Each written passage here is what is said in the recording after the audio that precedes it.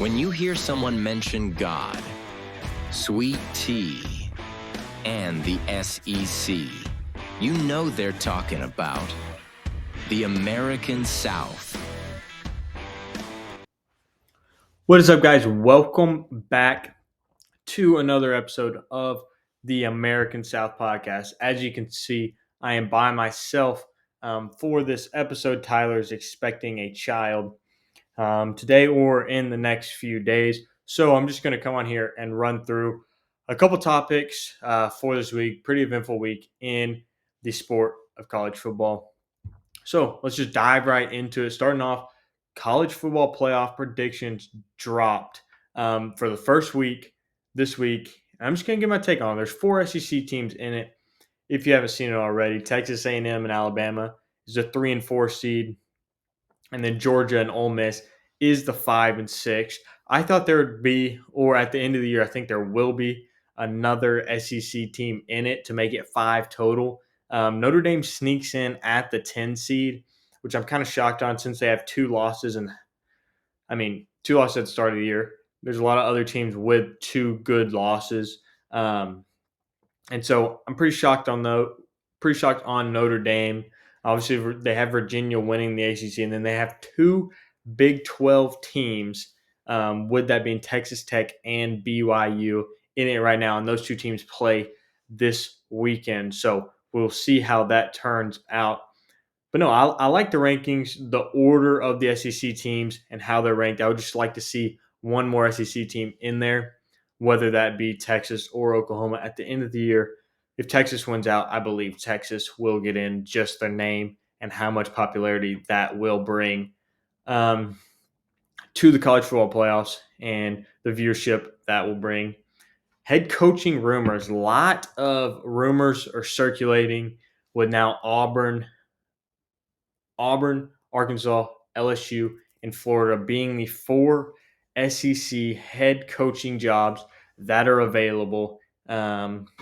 As of now, there could be more. Yeah, Arkansas, Auburn, LSU. Yeah, there could be more. I think Brent Venables is going to keep his job. Stoops, I also think will keep his job with the win against Auburn last weekend. Wasn't pretty, but they got it done. I think Beamer will eventually get fired, and there could be a little bit more. I thought Jeff Lebby could get fired at Mississippi State, but he got that win in Arkansas, and I think he's turned it around. And the Arkansas job, I think Bobby Petrino will not get it, as he's gone 0-3 in one-score games since he has came back as the head coach. Bunch of rumors circulating that Arkansas is and has a possibility to get James Franklin as their coach. Arkansas is putting a lot of money towards it. It has speculation of $10 million that is being allocated to the head coaching job, with 30 or 40 million with staff and NIL.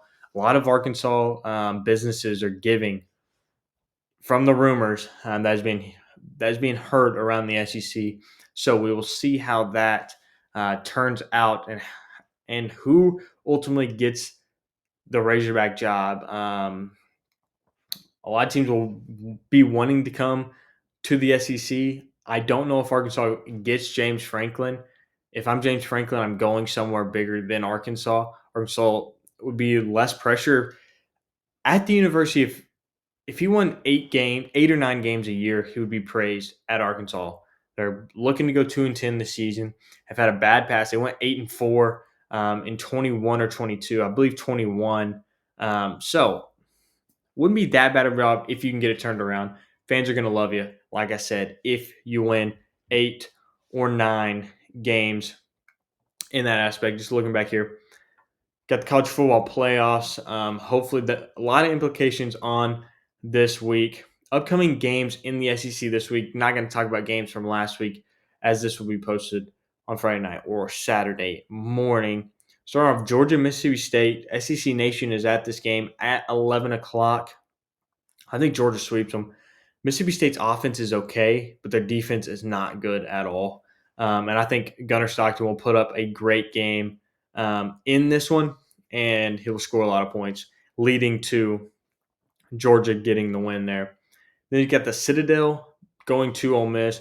Not really a question here. The game's at 12 o'clock. Ole Miss and Trinidad Chambliss will run through the Citadel. Let's see what the line is set at this game. I don't even know if there is one.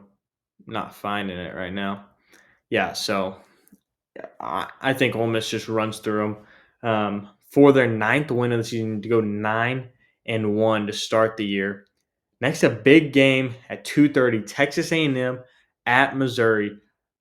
Missouri could have a shot if they had Bo Prabula still healthy. I like Ahmad Hardy, but that Texas A&M front line is absolutely incredible, and Marcel Reed in that Texas A&M offense just looks unbelievable. I got Texas A&M winning big here.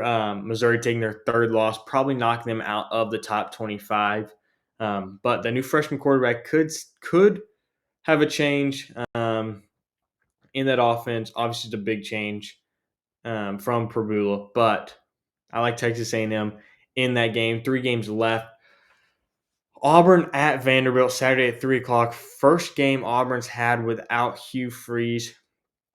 I don't think it'll be that much different. If they have Ashton Daniels at quarterback, who I believe they will start, not too sure if they'll go with him or Jackson Arnold. I still got Vanderbilt. I like Vanderbilt. They had the loss last week, but I still like Vanderbilt to win this game and move up to maybe 13 or 14 overall in the rankings. Then you got LSU at Alabama at 6:30 tomorrow night. I don't think this one's close. I think LSU players have quit on the team. Once coaches get fired and all this, as the season goes on, whatever.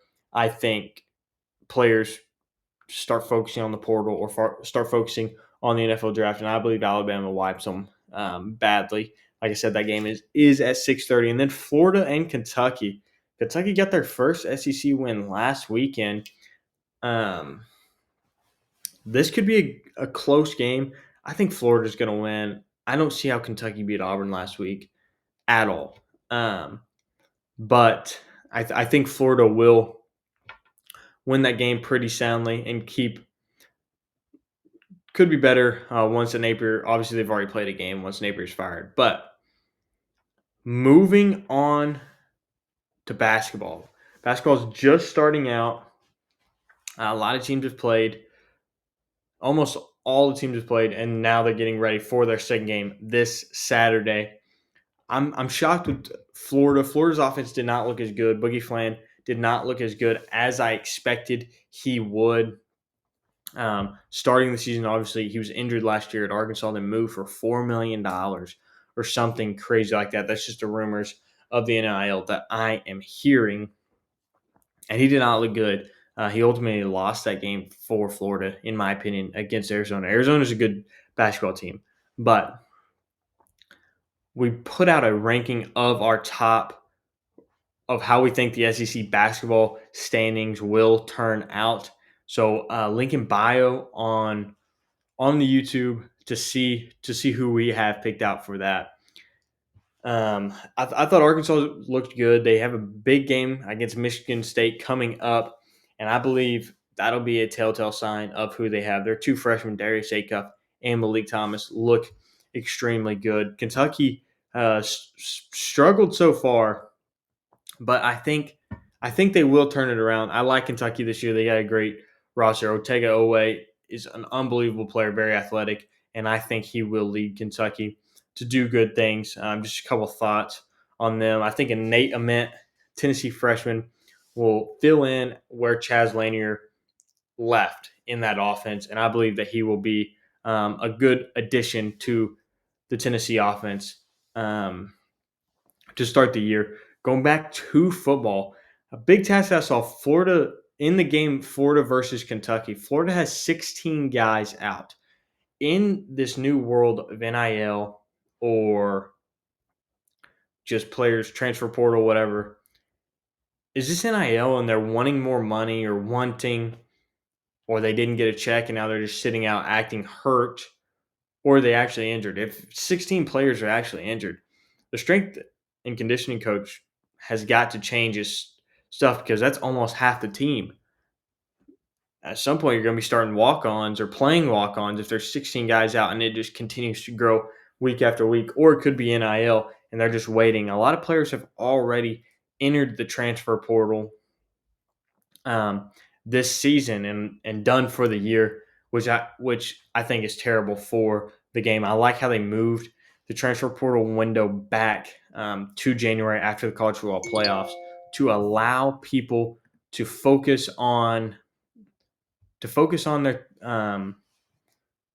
their teams, the coaches focus on their teams and really striving want to win now and not put all of their focus on the transfer portal as of now. But looking at the games, I think that is all. Obviously, it's a different style podcast this week with me being the only one and not having somebody to bounce the ideas back and forth from. But make sure you subscribe for more SEC content and go follow the TikTok at the American South Podcast to look at more clips and little games and rankings that we do on the TikTok, as well as post some of them here on the shorts. Let us know if you have any questions. Head coaching rumors, we will try to keep that up to date as we hear more and as coaches get hired and begin to create their new team, because once a coach comes in, it can totally change in one offseason with NIL and transfer portal and all of that. So if you have any questions, leave them down below. Thanks for watching the American South Podcast. Subscribe for more.